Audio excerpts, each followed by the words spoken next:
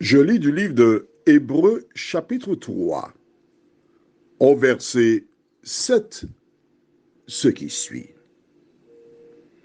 C'est pourquoi, selon ce que dit le Saint-Esprit, aujourd'hui, si vous entendez sa voix, prions. Notre Seigneur et notre Dieu, nous te bénissons, nous te louons pour le privilège que nous avons, une fois de plus, ce soir, de nous tenir en ta présence. Merci pour la journée. Merci pour les épreuves. Merci pour la grâce que tu nous donnes. Seigneur, alors que nous nous apprêtons à découvrir cette référence, que le Saint-Esprit nous accompagne dans toute la vérité et que nous puissions nous tenir à l'ombre du Tout-Puissant. Au nom de Jésus et pour ta gloire éternelle. Amen. Notre texte de ce soir introduit le Saint-Esprit. Pourquoi ce texte-là et quel est l'objectif? Rappelle-toi, nous avons vu hier, Dieu s'est adressé à Abraham, il lui a dit de partir. Abraham n'a pas hésité un seul instant. Il s'est levé, il est parti. Conformément à l'ordre que Dieu lui a donné. En découvrant la vie d'Abraham, toi et moi sommes émerveillés devant ce que l'Éternel a fait de la vie de cet homme. Aujourd'hui, le peuple d'Israël est comme les étoiles du ciel, conformément à la parole de Dieu. Et ce que l'Éternel a fait pour Abraham, il désire le faire aussi pour toi. Tout ce qu'il te demande, c'est d'obéir. Tout ce qu'il te demande, c'est d'entendre sa voix. Ça me fait penser quand j'étais enfant, il y a longtemps, il y a très longtemps, mais oui.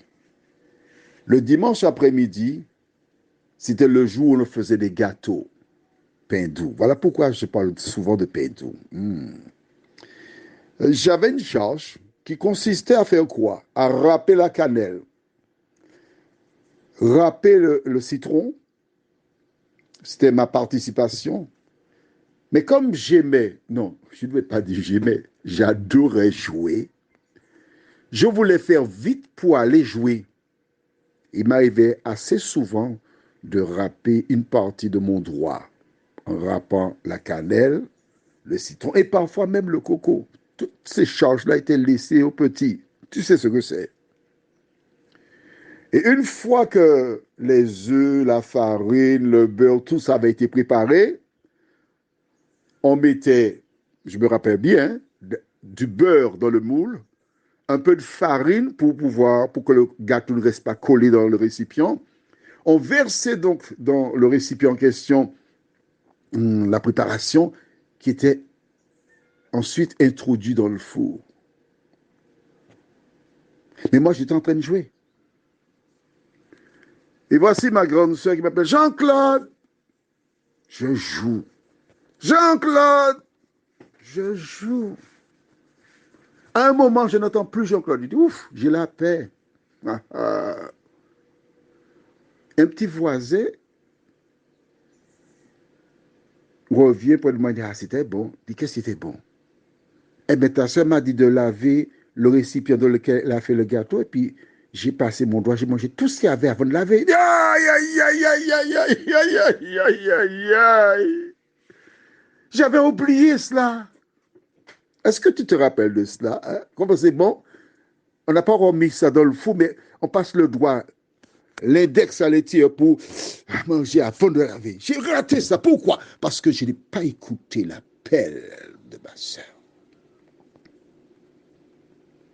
Toi et moi, nous avons la parole de Dieu. Et l'Éternel nous parle à travers cette parole.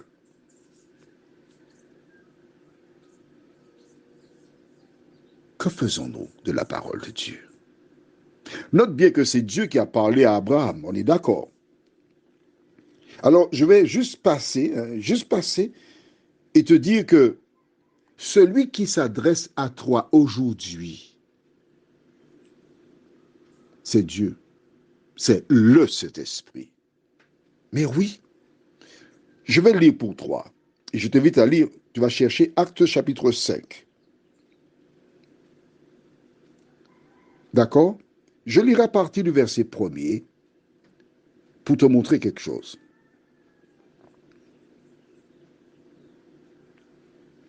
Mais un homme nommé Ananias, avec Saphira sa femme, vendit une propriété et retint une partie du prix, sa femme le sachant.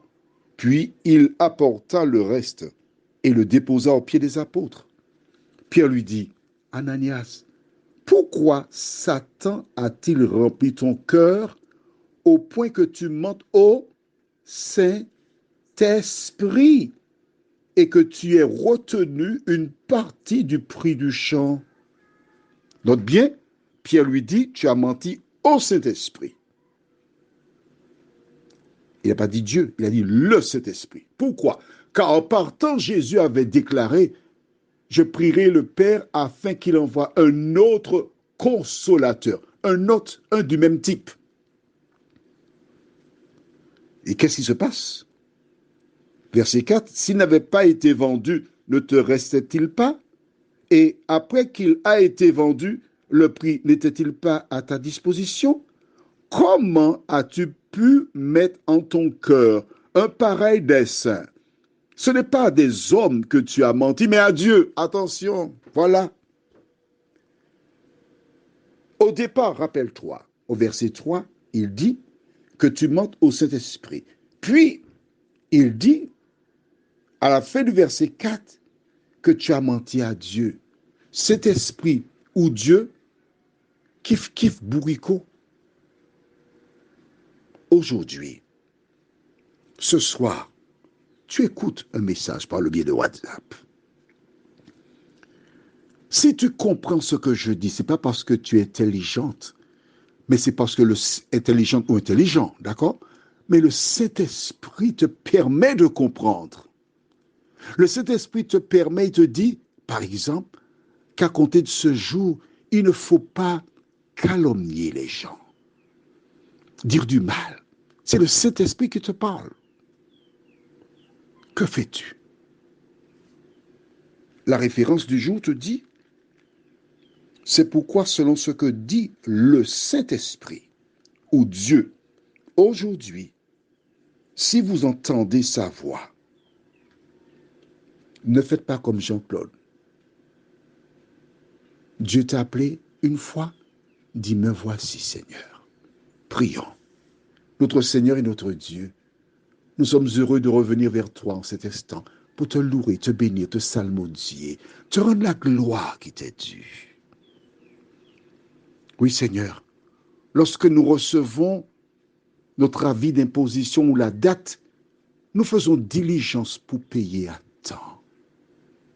Lorsque nous avons un problème quelconque de santé, nous allons voir le praticien qui nous donne une ordonnance et des médicaments.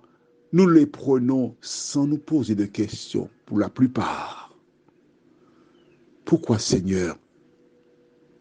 Pourquoi, quand tu t'adresses à nous, nous avons une autre attitude? C'est tout simplement parce que l'ennemi veut nous garder.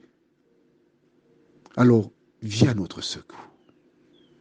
Libère-nous, fortifie-nous. Aide-nous, Seigneur, à n'être sensible qu'à une voix. La tienne seule, nous t'en prions. Au nom de Jésus et pour ta gloire éternelle. Amen. Je te souhaite une bonne nuit sous le regard de Dieu.